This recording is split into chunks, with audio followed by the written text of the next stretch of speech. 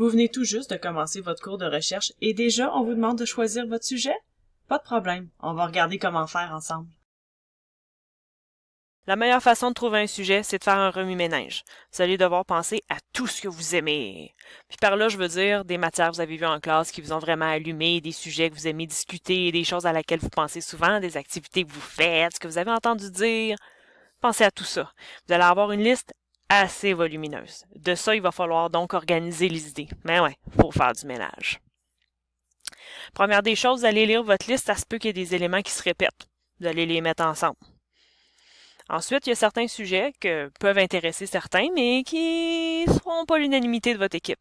Si un sujet est gênant ou si quelqu'un est vraiment pas intéressé dans un sujet, ça fait un collègue pas très efficace dans l'équipe. Fait que ces sujets-là, on les enlève. Tout le monde doit être d'accord avec le sujet.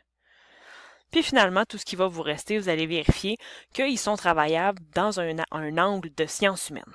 C'est simple, si c'est une théorie ou un phénomène étudié largement en sciences humaines, ben il n'y a pas de problème, ça va fonctionner. Si ça ne l'est pas, à ce moment-là, il va falloir penser à comment on veut l'aborder. La meilleure façon de faire, c'est de penser à une caractéristique personnelle. Est-ce que ça peut être quelque chose qu'on est, qu'on a ou qu'on sait, à ce moment-là, ça devient des sciences humaines. Je te donne un exemple. Si tu veux étudier, par exemple, les chiens, parce que tout le monde aime ça, les chiens dans ton équipe, ben les chiens, c'est pas vraiment un sujet de la science humaine. Mais posséder un chien ou connaître certaines choses sur les chiens, ça peut être un sujet des sciences humaines. Dernière étape, vous allez classer tout ça en ordre. Donc, ce qui va se retrouver en tête de liste, tadam! C'est votre sujet. Si jamais vous avez un problème à cette étape-ci, là, puis qu'il y a quelque chose que vous n'êtes pas sûr, ça marche-tu pas, ben, demandez-le. On est là pour ça. Donc, on a le sujet. Maintenant, on va aller chercher notre question de départ. La question de départ, elle sert à vous orienter dans votre recherche documentaire. Donc, c'est pas la question de recherche, c'est juste la question de départ. L'idée, c'est de savoir qu'est-ce que vous savez pas sur votre sujet de recherche. Bon, c'est sûr que il y a bien des choses qu'on ne sait pas sur un sujet de recherche. On n'est pas des experts en tout, mais inquiétez-vous pas. Ce qu'il faut trouver, c'est quelque chose que vous savez pas, mais qui vous intéresse aussi. Dans le fond, vous avez votre sujet, celui qu'on a trouvé tantôt avec le brainstorm. Puis vous rajoutez à ça un élément que vous connaissez pas. Tadam! Vous avez votre énoncé du sujet. Ça se peut ça aussi que votre professeur vous l'a demandé déjà. Hein? Vérifiez ça. Mais en tout cas, on va y revenir. Alors, pour trouver ce que vous savez pas, moi je vous conseille 3 grandes questions. Puis là, cherchez pas ça nulle part, là. C'est de mon cru. Cadeau. Je viendrai pas dire que je vous donne rien. Mes 3 questions, question de population, question d'interaction, question d'époque. Puis ça, j'y reviens là, inquiétez-vous pas. Une fois que vous avez répondu à tout ça, vous allez savoir qu'est-ce que vous savez pas. Puis là, attention, là, il y a une différence entre ce que vous savez et ce que vous pensez savoir. Savez-vous c'est quoi la différence? Moi, je vais vous le dire. Si vous savez quelque chose, c'est que vous pouvez dire quelque chose genre, j'ai lu un article scientifique qui dit que, alors vous le savez. J'ai appris dans mon cours de quelque chose que, vous le savez, j'ai lu un article qui disait que j'ai vu un documentaire scientifique qui expliquait que j'ai entendu un spécialiste de la question dire que, alors oui, vous savez. Par contre, si vous dites que tout le monde dit que c'est comme ça pour toutes mes amies, fait que c'est comme ça, hein, ben, il me semble que ça va de soi. J'entends souvent dire que, et ma préférée, me semble que c'est logique. Vous pensez savoir, mais vous savez pas. Gardez bien ça en tête quand vous allez vous demander si vous savez ou savez pas quelque chose. Alors, je vous avais parlé de 3 grandes questions. On y arrive. Pour bien vous les faire comprendre, en fait, j'ai choisi un exemple fictif qui me plaît, la croyance aux extraterrestres. Alors, allons-y. La grande première question, c'est la question de la population. D'abord, vous pourriez vous demander quel genre de personne s'intéresse à votre sujet ou quel genre de personne est affectée par votre sujet. Là. Ça dépend un petit peu de quoi vous parlez. Si vous parlez de violence conjugale, je pense pas qu'on s'y intéresse, je pense qu'on est affecté par ça. Donc, vous pouvez penser à un type de personnalité, un événement qui serait vécu commun à tous ou une religion, une croyance, un mode de vie particulier. Donc, je prends mon exemple des extraterrestres. Vous pourrez me dire, ben, qui croit le plus aux extraterrestres? Est-ce qu'il y a un type de personnalité qui est plus susceptible d'y croire que d'autres? Est-ce que le fait d'avoir vécu une expérience X dans le passé fait en sorte qu'on y croit maintenant? Est-ce qu'il y a une religion dont il y a plus de gens qui croient aux extraterrestres, etc. Donc, si vous savez pas ça, ça pourrait être votre élément de découverte, l'élément qui va vous servir à faire votre recherche. Si vous ne le savez pas et ça ne vous intéresse pas, passez au point suivant. On peut se demander aussi si c'est pareil dans toute la population. Puis là, quand je parle de population, je parle d'un pays, d'un établissement, d'une ville, etc. Donc, on pourrait se demander ici, est-ce que toutes les populations croient aux extraterrestres de la même façon? Okay? Vous pouvez vous demander, est-ce que c'est le même nombre de cas? Donc, par exemple, est-ce que dans une ville ou dans un autre, ou dans un pays ou un autre, est-ce qu'il y a autant de gens qui croient aux extraterrestres que dans l'autre? Vous pouvez aussi vous demander si ils se présentent de la même façon. Par exemple, on pourrait réaliser qu'il y a certains pays où les extraterrestres sont considérés comme grands, verts, etc. Puis dans un autre, ils sont considérés comme petits, blancs, etc. Donc, l'expression de cette réalité-là pourrait être différente. Donc, votre question à découvrir pourrait être quelque chose là-dedans. Sinon, on passe à la question suivante, c'est la question d'interrelation. En fait, on peut se demander si la présence de ça, donc dans mon cas, la présence des extraterrestres a des effets secondaires ou des conséquences. Donc, est-ce que les gens qui croient aux extraterrestres vont ensuite être plus susceptibles de faire quelque chose ou de penser autre chose? Donc, des fois, il y a des interrelations comme ça ou des liens qui peuvent exister entre deux variables. Bonjour. Vous pouvez aussi vous demander comment vont réagir les autres. Okay? Donc, dans mon cas, est-ce qu'on aurait des préjugés ou est-ce que les gens qui affirment être des grands croyants des extraterrestres, est-ce qu'ils sont jugés par les autres? Okay? On pourrait aussi se demander si les autres connaissent ces éléments-là. Bon, c'est sûr qu'avec les extraterrestres, c'est un peu étrange comme élément, mais on pourrait se dire, par exemple, on veut analyser les gens qui ont un certain handicap, et on pourrait se demander, est-ce que les gens connaissent ce que ça signifie avoir ce handicap-là?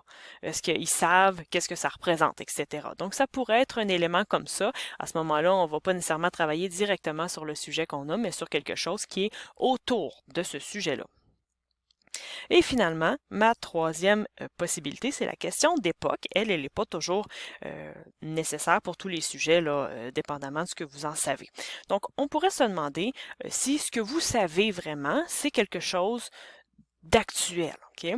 Donc, on peut imaginer que certaines réalités ont changé, par exemple avec l'avancement technologique. Si vous pensez à, disons, le téléchargement de musique ou l'achat de musique a dû changer beaucoup dans les 10 dernières années, par exemple. Donc, ça se peut que vous ayez eu ou lu un texte qui date un peu, puis vous dites, je me demande si c'est encore comme ça. Vous pourrez aussi avoir une question de mode. Donc oui, il y a des choses qui sont à la mode, mais qui deviennent plus à la mode assez rapidement. Donc si votre sujet était à la mode, ne l'est plus, etc., ça peut avoir changé si les gens le font pas, etc. Pour mon exemple avec les extraterrestres, on pourrait se dire que avec l'avancement technologique, ça se peut qu'il y a certaines choses qu'on avait crues pour des choses extraterrestres parce qu'on n'avait pas d'autres explications. Maintenant, ça s'expliquerait de façon scientifique, par exemple. Finalement, la question de l'accessibilité, c'est un peu ce que je viens de vous dire, c'est que il y a des choses qui peuvent être plus faciles à atteindre, des informations qui sont plus faciles à obtenir ou des possibilités d'achat de certains matériaux qui feraient en sorte que votre sujet peut avoir été modifié selon la possibilité d'un endroit à obtenir des choses. Là, ça a l'air pas clair ce que je viens de dire, mais disons que vous travaillez sur l'achat de produits locaux, ben le fait d'avoir un logo, ça aide, ça rend le tout plus accessible. Donc, avant qu'on ait le logo, c'était une autre réalité que d'acheter des choses localement. Une fois que vous avez trouvé ce que vous ne savez pas, finalement, vous allez pouvoir passer à l'étape suivante qui est la recherche d'informations. Puis là, je tiens à vous dire que pour savoir exactement comment faire une recherche documentaire, vous pouvez regarder mon autre excellent vidéo qui s'appelle « La recherche documentaire ». Okay? Très efficace, pas très original dans le titre, je suis d'accord.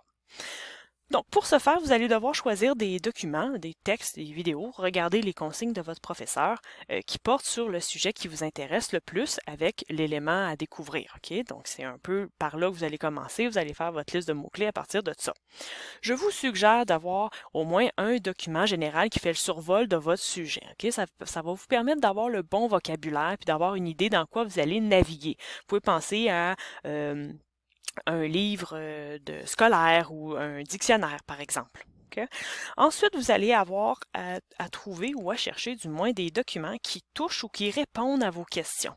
Okay? Donc, ça se peut parfois que vous n'avez pas quelque chose qui réponde directement, mais vous avez plusieurs textes qui vont toucher pas mal plusieurs parties de tout ça, de tout ce que vous vous demandez.